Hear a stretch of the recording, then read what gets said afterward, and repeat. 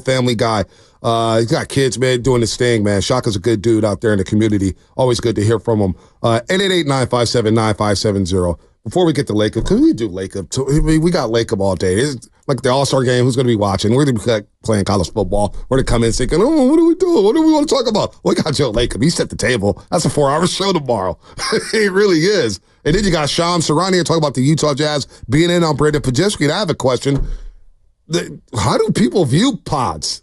How do we look at Brandon Podjeski? Been asking that question for a couple Brandon's here in the Bay Area. Brandon Podjeski, Brandon Ayuk. Are we overrating them or underrating them? What the hell's going on with the Brandons around here? I don't know. I feel like Brandon Podjeski has got his nose to the grindstone, and he's just grinding to carve out a specific role in the NBA, whereas Brandon Ayuk has got his nose to the grindstone, trying to carve out a giant suitcase filled with money. Must be nice to be in that position, though. But he's going to make money no matter what. I know. That's why I'm just saying. Just when you think about it, that suitcase, he can go to the bank, and he knows he's going to hold out, and he's still got millions. Will you grant me this? I don't know if I'm going to grant you anything. Like, the money that is being thrown around, it's not for everyone. No doubt. But, like, you can understand, the common fan is just... We're exhausted by how many people are holding out and doing this, and we get that it's part of the business, but... When I see Christian McCaffrey quietly get an extension behind closed doors, and I know that not every negotiation is going to go exactly the same, like the way that Ayuk has gone about this, he's setting himself up for criticism. But you know, the difference with Christian McCaffrey, and this is where it helps to have people who've been in the NFL around him. Having his father being Ed McCaffrey, you don't think that helps on how to navigate through even with Klay Thompson. You think about, I was reading something about Klay Thompson, how he drove the same car his rookie year that he did in high school or whatnot. And he was trying to save his money. He was trying to figure out why. Who was it that he played with? Who was it that he was with? But anyway, he questioned whether or not, it's like, why do you have a Ferrari, dude? Why are you driving in that car? Everybody does things differently. But he kind of knew how to manage his money. He had that family structure. This is where it probably hurts, where Ayuk hasn't had anybody around him. You know, you go to JUCO. And that's another thing that nobody talks about. This guy went the JUCO route. Playing junior college football. I covered junior college football and junior college basketball for a long time. I covered it for about 6 years. And what those kids go through just to make it to the next level. Probably was a stepping stone in his family, with his family, just to make it to Arizona State out of JUCO, playing at Sierra College. So that's another element that we're not even talking about, where you go to JUCO route where nothing's promised. You're trying to get a scholarship. You're basically living off of financial aid and a grant, which is like $2,500 a semester. Who knows where you're living at? You're probably living with 5 other teammates. And I know he's been a first-round pick, and he got the guaranteed first-round money, and we get all that. And he's got $14 million sitting for him if he comes to training camp next week. But he also wants that other bag. But not having that structure or other people around him maybe hurts him in this situation. Maybe does. And that's why Christian McCaffrey goes along quietly to go get his extension, because you got Ed McCaffrey there who's been in this business and knows how to navigate through the NFL wars of negotiations and contracts and all that. I don't know. Just a thought. Well, I mean, that's definitely a part of it. But we've seen people that have that, like you bring up Klay. Like Klay clearly was emotional during the negotiation process. So even having his father in the league didn't, you know, I don't think it had much of an effect on his own psyche. I think if anything, you know, it was a negligible effect at all.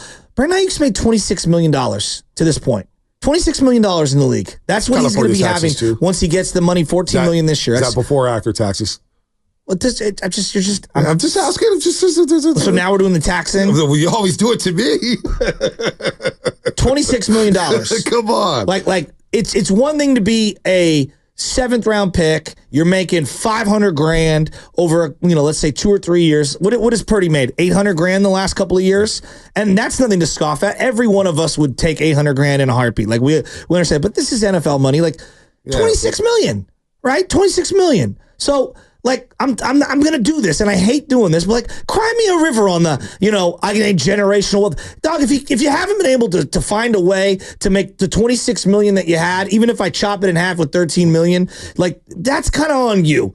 My job is not to figure out how you're going to be set up for the rest of your life. I'm trying to put together my team to win a Super Bowl. I can somehow manage to afford season tickets on my meager salary. Don't meager salary. Don't do that. You can figure out a way to make it work. Like, stop it. Don't do that. We can't start throwing pity parties for every millionaire athlete. Man. Stop pocket watching, because in that business, Because now in But this he's not a business, victim. where they could He's cut not you, a victim. I just He's heard you been say an compensated. hour ago that if McCaffrey slows up a little bit, the Niners could just cut his ass, just like that. They can't cut him. They He's look at these guaranteed players. the money. Like half these owners in the league look at these players as just numbers. They don't even look at them with their names and say, okay, that's number 80. I can go get another But they number do the 80 same 2 for years us in ago. our jobs. So Like, they that's- can do that. on the corporate level, downsizing happens everywhere. If you went to Matt Nahigan right now and said, I need every damn dime possible, I would not be mad at you.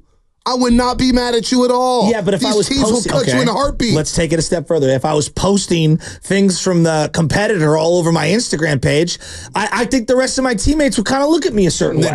You know what? They're going to look at you a certain way anyway, because when you get paid, they're going to be jealous regardless.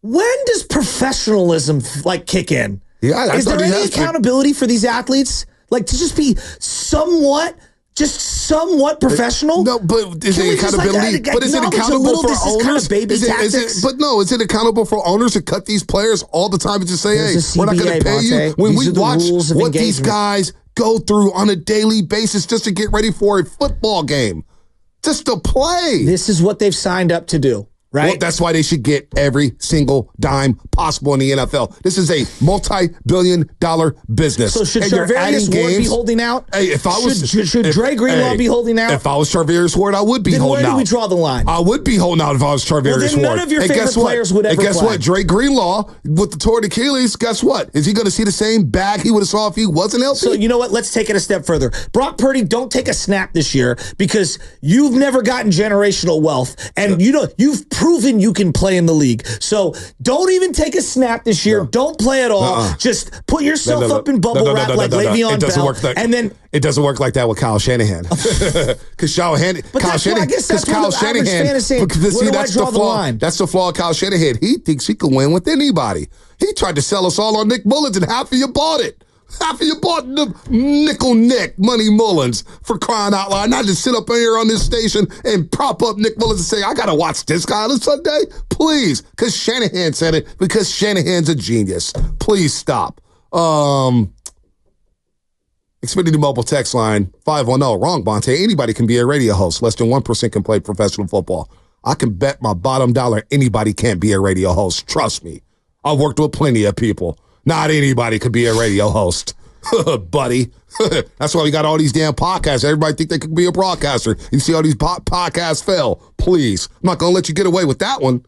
Stop Now, look, here's where the same rhetoric that I've used on Brandon Ayuk is going to be the same thing that I'm going to say regarding Brock Purdy for next year. And even if he's only made $500 grand a year or $800 grand a year the last couple of years, Purdy also needs to understand when he signs his deal next year, every million and every 5 million and every 10 million that he saves makes the team around him better. And he's the quarterback of the Niners. He's going to have sponsorship opportunities all over the map, which he's already getting on Toyota right now. It's a team sport. It's a salary cap business. I hear that, if you can't take and this is the way I say to Aaron Rodgers, Aaron, you can't take all of the salary cap and then cry that the Green Bay Packers haven't done enough to field the team around you. Does it make him a bad person if he doesn't want to do that? No, it doesn't make you a bad person. But then you're not allowed 8 weeks into the season to say, I just can't win with this team around me. It's I don't think Aaron, you took $48 million. Aaron Rodgers. But I'm using him as an example. I don't think Brock Purdy's that type of guy.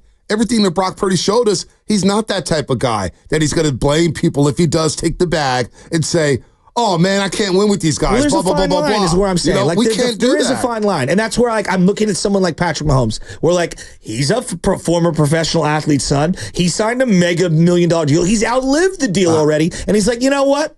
I'm going to be, now I'm playing for legacy. And I would say to someone like Brock Purdy, he hasn't broken off his bag. He's never gotten it. But there's going to become a time and there's going to become a number that is going to actually make it harder for him to do his job and get that next secured opportunity. And then now you're playing for legacy. That I do believe when you're talking about where these guys are at in the stratosphere, when you get to the Mahomes level, you do start to talk legacy over money. Because the money is all generated. Mahomes signed $1 billion contract, $500 million contract, for crying out loud. And then, he's restructuring, but all that's doing is turning into signing bonuses and guaranteed money. So he's still getting every single dime. But you're just manipulating the salary cap, but he's still not taking a dime less. Mahomes is still seeing every single cent of that contract. Yeah, but he could easily just hold out right now and be like, I'm worth $70 million guaranteed a year. He's going to have $1 billion. I mean, if he wanted to, sure. Yes, and you know what? Kansas City would give it to him, right?